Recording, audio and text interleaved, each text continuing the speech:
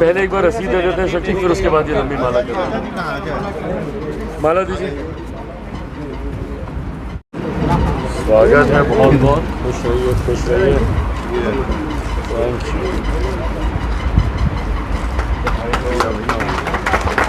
अभिनव कौन? अभिनव अभिनव जी भैया पकड़िए भैया भैया। हाँ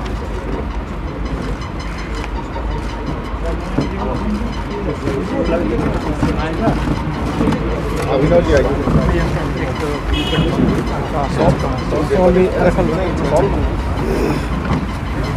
आइए अभिनव माला देना, माला देना, माला आइए। अभिनव कुमार जी आइए अभिनव, स्वागत है बहुत बहुत।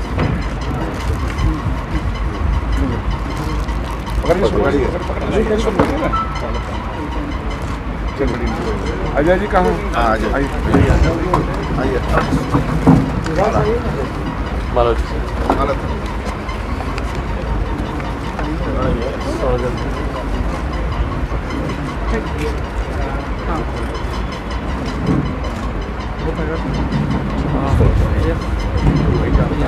अरे यार अच्छा दीजिए।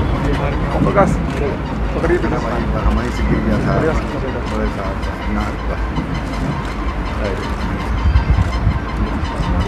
बड़ा वाला माला ले ले आए।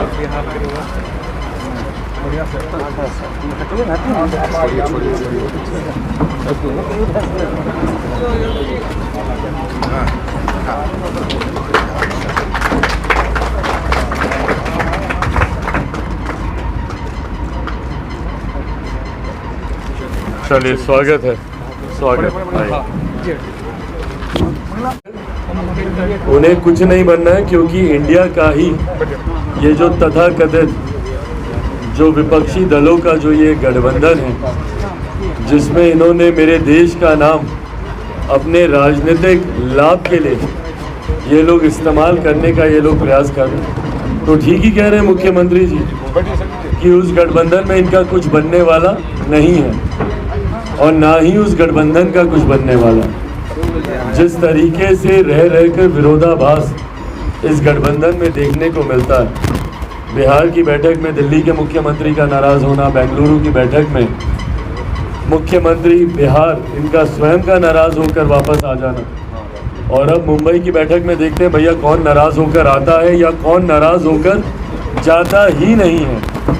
क्योंकि जिस तरीके से दिल्ली में कांग्रेस की प्रवक्ता का एक बयान आया और आम आदमी पार्टी ने तुरंत उसके ऊपर एक तीखी प्रतिक्रिया दी, तो ऐसे में कौन इस गठबंधन में जाता है नहीं जाता है मुंबई वाली बैठक में, ये देखने के लिए होगा। पर बहरहाल जिस महत्वाकांक्षा से मुख्यमंत्री नीतीश कुमार जी इस गठबंधन में जुटे थे, संभवतः इनकी महत्वाकांक्षाएं पूरी नहीं हो रही।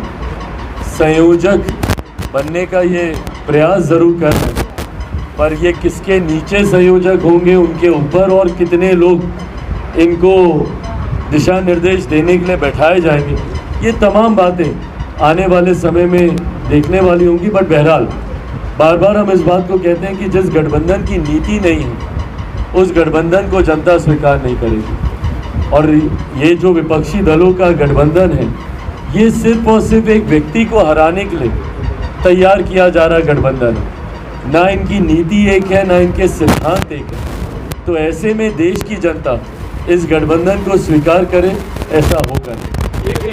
की बात करें, आम आदमी पार्टी बिहार में चुनाव लड़ने का बात कर रही है।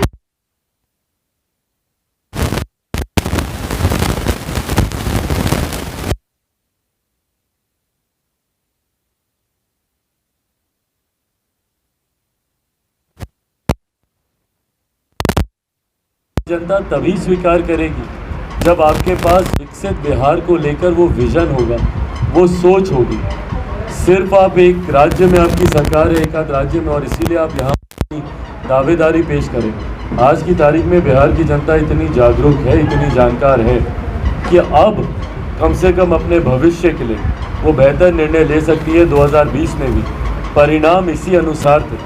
मुख्यमंत्री जी को तीसरे नंबर की पार्टी बनाने की सोच इसीलिए थी क्योंकि बिहार की जनता उनसे आक्रोशित थी और उन्हें नकार चुकी थी। भले आज वो किसी की कृपा पर मुख्यमंत्री बन गए, पर बिहार की जनता अब जान गई है कि किसको अपना साथ देना है, किसका नहीं। नीतीश कुमार के मंत्री श्रवण कुमार ने लेकिन कहा है कि यूपी बिहार के जनता लोग चाहते हैं कि पीएम इंडिया गठबंधन की तरफ से पीएम उम्मीदवार नीतीश कुमार हो। कौन सा सर्वे करवाया है उन्होंने, पूछेगा मंत्री जी से। भाई बिहार में सर्वे करा लें, मुख्यमंत्री अगर कोई आएंगे तो उसमें पहले पायदान पर जरूर मुख्यमंत्री नीतीश कुमार जी होंगे। ये लोग बंद कमरों में अपने 4-5 समर्थकों से अगर सर्वे कराकर अपने आप को एक भ्रम में रखने का सोच रखें तो अलग बात है, पर बिहार, उत्तर प्रदेश, झारखंड, अगल बगल के जितने राज्य हैं, कम से कम वहाँ के लोग जानते हैं कि मुख्यमंत्री नीतीश कुमार जी से देश का भला तो नहीं हो सकता। और जिन मुख्यमंत्री को बिहार की जनता नकार चुकी हो, उनको देश की जनता क्यों स्वीकार करेगी, जिनकी स्वीकार्यता अपने ही प्रदेश में नहीं है। अगर अपने प्रदेश में है भाई तो हम खुली चुनौती देते हैं। हिम्मत है तो मुख्यमंत्री जी बिहार की किसी भी सीट से चुनाव लड़कर दिखाएं और जीत कर दिखाएं। क्यों भैया दूसरे राज्यों में जाकर सीट तलाशने का ये प्रयास कर रहे हैं? इसी डर से ना, क्योंकि बिहार से ये चुनाव नहीं जीत सकते। भाई इनके विधायक नहीं बिहार से चुनाव जीत पाते। क्या हुआ था उपचुनाव में, क्यों नहीं जीत गए? क्या हुआ था पिछले विधानसभा के चुनाव में, क्यों आधे से ज़्यादा प्रत्याशी इनके चुनाव हार गए? तो जब इनके विधायक यहाँ से चुनाव नहीं जीत सकते, ये खुद बिहार से चुनाव नहीं जीत सकते। अगर जीत सकते हैं तो भाई घोषणा करें और आए खुले मैदान पर, अपने आप साफ हो जाएगा दूध का दूध और पानी का पानी। जब बीपीएससी शिक्षक बहाली परीक्षा खत्म हो गई है, मगर बीएड के छात्र अभी क्या लग रहा है बिहार सरकार क्या एडजस्ट करेगी बीएड के छात्रों? भाई बिहार सरकार की प्राथमिकताओं में ही नहीं है ये, उनको एडजस्ट करना बार बार जो सरकार नियमावली बदलती हो। खुद ही ये सरकार इतनी कंफ्यूज है, कभी इस माध्यम से, कभी उस माध्यम से, कभी इसका एग्ज़ाम, कभी सीटेट, कभी बीटेट, कभी बीपीएससी दीजिए। ये सब देने के बाद डोमिसाइल नीति हम हटा देंगे। जो सरकार खुद ही कंफ्यूज है और जिस सरकार को खुद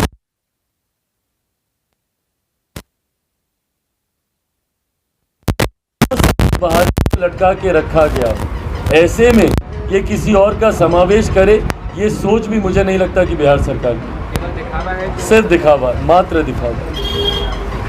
धन्यवाद भाई, थैंक यू।